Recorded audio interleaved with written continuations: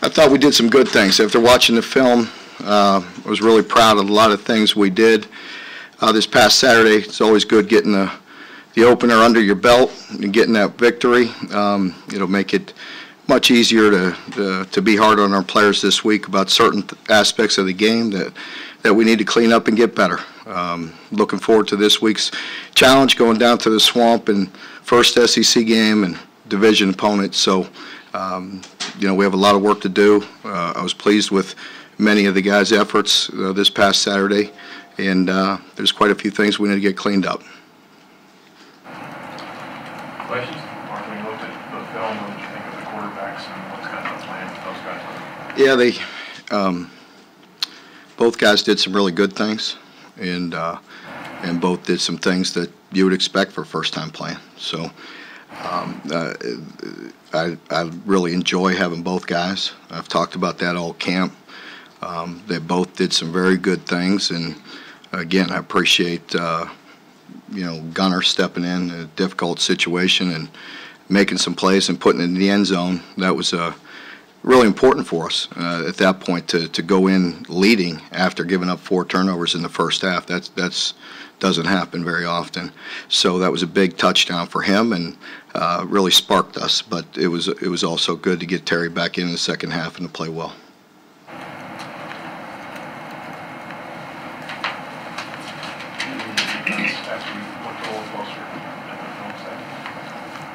I was really pleased defensively. I felt there was a couple situations that are easily corrected, and we need to get those corrected. And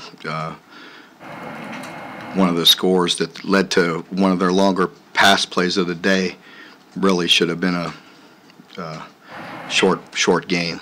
So we need to get that tidied up a little bit and leverage the ball and make the tackle. And they're punting or going for it on 4th or whatever. I'm not exactly sure the place, what yard line they were on, but that one, was a play that sticks out. And then also the penalty, as I mentioned after the game, that extended that drive, or we're off the field there. So both scoring drives, we have opportunities to get off the field and tidy up a few things, and we're there. So, but overall, their effort was very good. I thought we were very sharp in our communication. I thought our tackling was pretty strong for the first game. So overall, pleased. Mark, after studying the video, what do you think of the way Cash handled things, not only his own play, but everything he was responsible for? Yeah, Cash did he played like he's been playing. So to me, he didn't stick out like a first-time starter. So I didn't, I haven't looked at him that way because he's been playing like that all spring, all camp. Really didn't look at him as a first-time starter until you really pointed that out to me right there, because he's just guy's been around, been in our system, been working hard. Another great example of a guy that had to earn his way on the field and keep on working, got himself better, and now is playing at a very good level.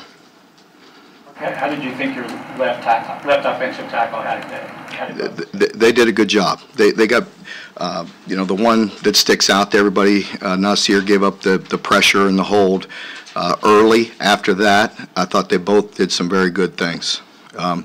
Both, as you would expect, fundamentally need to get better, because as our competition steps up in this week, the little things will catch up to you. But their effort was good. Their assignments were pretty spot on, a couple here or there, but they played winning football. We just got to get some technique things cleaned up with them as we get better, face better players. Any lingering effects on Terry's injury? How are you health-wise going into the game? No, we're in good shape. We came out of there in pretty good shape with injuries. What do you think of Florida? Very good. Only having one game with Coach Mullen being there. Obviously we go back and study Mississippi State quite a bit and been watching a lot of that. With the opponent that they opened with, they didn't have to tip off too much of what they're going to do. But we don't expect them to vary very much from what he did at Mississippi State. So we'll be prepared for all that. We broke them down in the off season, so they're a good football team, just like you'd expect a Florida team to be. They got some some difference makers on defense at all levels of their defense. They have some disruptors up front. Their linebacker is a really good player, and in their secondary shoot, I think they gave up 3 yards. I don't know if I've ever seen that. That's pretty good. So they've got some very good players, and offensively doing some good things. You know, just like you would expect from a Florida team. You know, you got some speed at wide receiver, very good running backs, and their quarterback played really good, you know, this past week. So we'll have our hands full. What really surprised you about AJ's play on Saturday, his runs? It really didn't surprise me. I had been seeing that. Like as we've talked in here many times, he's been more consistent. He's been playing that way. He has the talent, and you know, we once again have to clean up a few issues. He gave up a pressure that we believe was going to lead to a very, very big play. You know, so those are things that this past week, this last game, we felt like there were five opportunities for big plays, and we gave up a bit of pressure here. Different guy every time. It wasn't like just the offensive line or just the running backs. Overall, they did some very good things, but when we have an opportunity to make some big plays, we were giving up we need just a fraction more protection, and we have an opportunity for some big plays, and AJ was one of them. AJ told us he rooms with Benny, and he said when Benny was sick, he knew he may have to carry a little bit more of the load, but he said Benny's been kind of coaching him up, giving him pointers. Said I used to peppering Benny with questions, and he's been nothing but helpful. What does that say about their relationship and Benny's ability to help him? Yeah, they are very close, and that's a lot like our team right now. And you know, I think that was evident with those two, and Benny certainly helping him. And as I mentioned about AJ is just him looking himself in the mirror and improving on any of his weaknesses. He has the talent. He's playing very good football. He's playing better and better. You know, the protection things will come with some playing time as well. But I think also, to your point, I think the team is a lot like that. I think there was zero panic on the sidelines, you know, Saturday, and no finger pointing, and you know, everybody's just going to move on to the next play, and you know, that's what the team did. So I was very pleased with that. Not just with AJ, with any running back on pass protection, what's the hardest adjustment for him to make coming from high school to college? Is it knowing where the rusher's coming from, or the concept of what you're trying to do in pass protection? What makes that difficult? Yeah, a combination of the two. One of the pressures that we got cleaned up, you know, at first glance really looked like his, but really went to one of our tight ends. And so getting that communication straight with different looks and with movement. And, you know, if you remember last year, early on, the nuances, we were struggling a bit in the run game, the communication, and even with some protection. This year was much cleaner in that way. So we're still further ahead, even with the young left tackle. Ever since Dan Mullen arrived, there's been a kind of a new energy at the Swamp. I don't know how much of the game you've already watched, but did you kind of sense a different vibe around that program since Mullen's arrived? I would have no idea. I mean, I don't pay attention to what's being said down there outside of this week, you know, with injuries and things. You know, watch the film, and you know, it looked like a very good football team, and it doesn't surprise me. Dan's a very good coach. What do you think he brings to that offense that makes him so explosive? He just looked much more comfortable. I think you know, they gave him just enough reads and quarterback runs where he was comfortable in his decisions. You know, threw some very accurate passes. He got some good weapons to throw to. So he just looked like a year older. You know, very, very comfortable. Mark, I hate to be the one to bring this up, but the last time Kentucky beat Florida, I believe you were younger than a lot of your current players are. Can you realistically expect them to understand the significance of what breaking the streak would mean to the fan base and to their legacy as yeah, you know, I think, you know, I never dance around that question. It is important to us for that reason, but we can't focus on it for that reason. We need to focus on it because it's this year.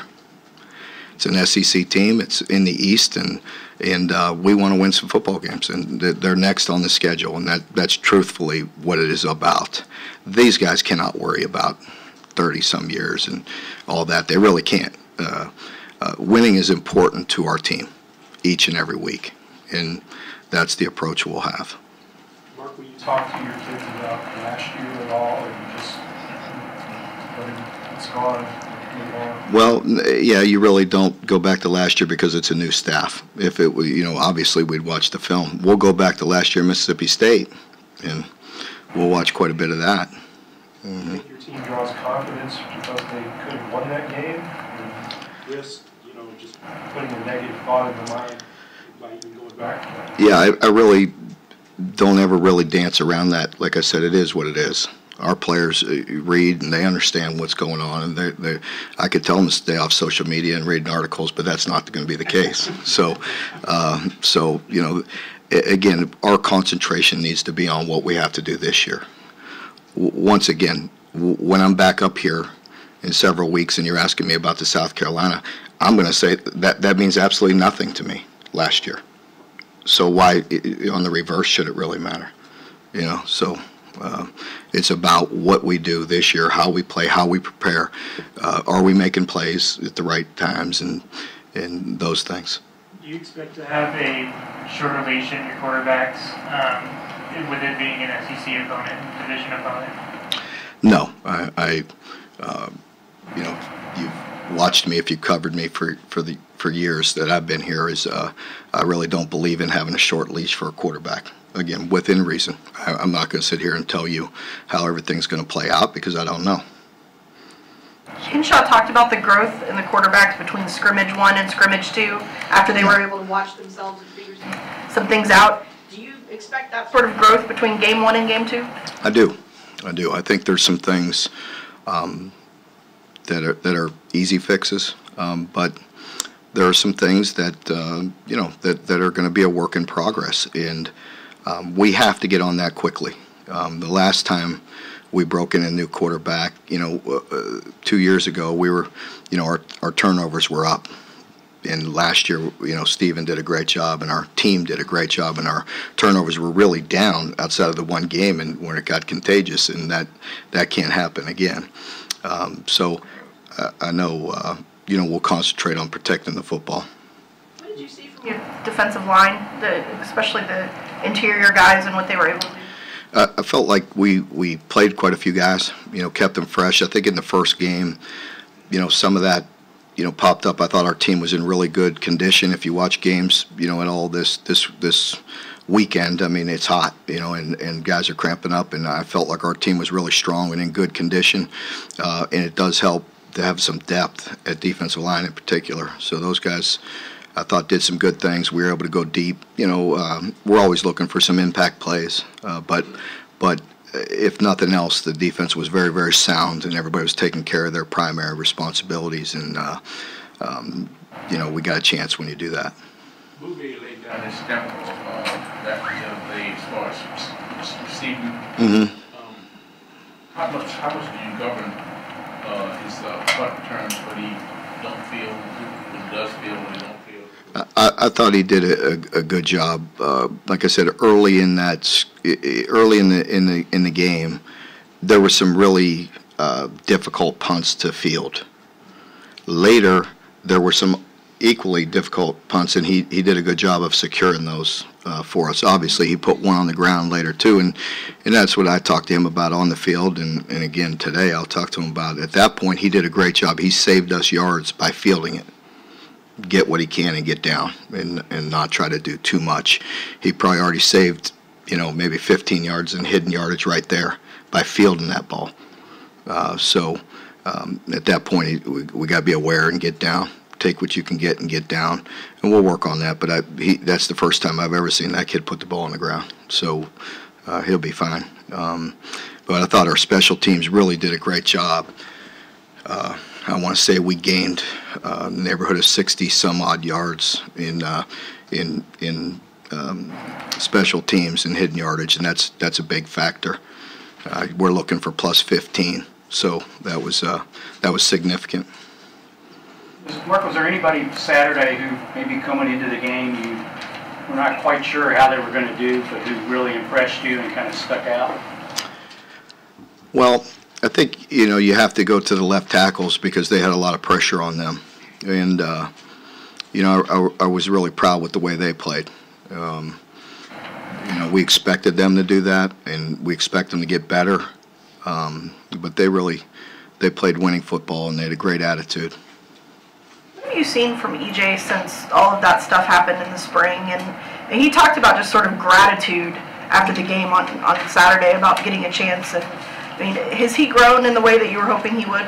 Yeah, he is. He is. He's just doing a very good job. And yeah, it's hard for those guys. And people go through things. And he's gone through a lot, and he's come through it. And you take away somebody's hope, and you take away everything. And so I think getting on the field and having some positive things happen to him, he's been good. Is there any way to prepare guys who haven't been down there in that environment to get them ready for that? Is there anything you could do? No. We prepare, and the things we coach them to do, and concentrate on their assignments and little things. And that's not a cliche. I'm not a big cliche guy, but it's very, very true. If you do the little things right over and over and over, big things will happen. We have some unbelievable clips of this past game where if we just do the little things, big plays were going to happen instead of negative ones. So that's the beauty of having this film and getting to correct it and get on with it. But no, when you're in that environment, you have to embrace it. But you have to concentrate on what you have to do. Mark, you recruited some talented kids out of the state of Florida to come here. And when you were at Miami, obviously, you recruited that state.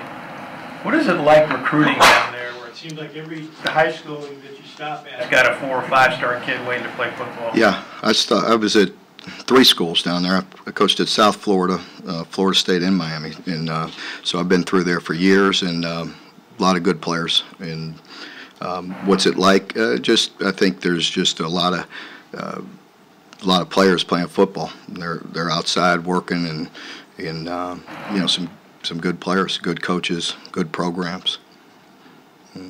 Mark, I assume you heard Nick Saban's remarks when he was asked about his 2 quarterbacks. You've been asked those questions all preseason. How are you able to kind of stay so calm when you're addressing those issues? Well, I don't think I could get after you like he can. I don't know. I mean, I could, but I don't know how that's going to go over. I know 7 days later I'll have a big bullseye on my chest. But I did relate to the remark, and I thought, it was very poignant in that I don't want to talk anything negative about either of our guys, any of our guys, including Danny. So when people try to get you to, ask what one guy's doing, it's insinuating that the other one's not doing it. Doing that. So I could relate to that and just want to be very positive about our guys. And what better example than this past Saturday for us, with the way Gunnar went in. Again, that is a very big moment. It's a great teaching moment for our team and for our young guys because he could have gone in the tank and moped and cried or complained or pointed fingers. But he just worried about himself and preparing and went in a very difficult situation and performed. And so I'm proud of him for that. Was there any common theme with the turnovers? Maybe guys trying to do too much or something along those lines? The interceptions are going to happen. Fumbles we have to avoid. I thought Benny took a shot right on the football. He had it tucked. So he was carrying the ball the way we teach it. He just took a really good shot right on the football. We got that one back, but just being loose with it. We'll overemphasize that again, but we're not going to panic about it. Like I said, we've been pretty solid with that, we have to get it under control because if again from our past experience, you go back 2 years, if we turn the ball over like we did that year, then the results are not going to be very good. Central Michigan was very, very good last year at turning people over. I think they were like one of the two teams in the country that was better turnover rate. Let's show up on the film that y'all watching. If so, what do you do to create that kind of situation? Yeah, I thought they did a much better job. Some of their ball carriers from the year before, we were watching them. They were loose with the ball, and we emphasized that to our defensive guys, and they did make some improvement in that area. But no, and you know what, Lonnie, you could go back. I could go back years. I mean, heck, I think my first year here. Was it first or second? Jen, you probably know. First or second year, but I mean, we led the country in fumble recoveries. Now, were we really that physical? Or or were we fortunate? I mean, let's be honest. Yeah.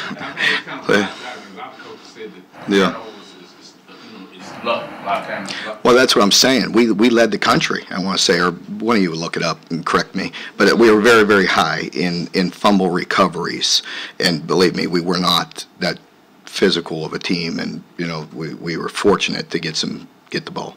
When the ball's down there, at that point it's 50-50. Line, Mark, when you look at how your team responded after every turnover, and even though you had time to recover that, they responded in a way offensively and kept you in the game. Offensively, you're talking about defense. Yeah, I thought the defense did a great job of holding us in the game when we were turning it over, because four fumbles in the first half. I mean, 10 points.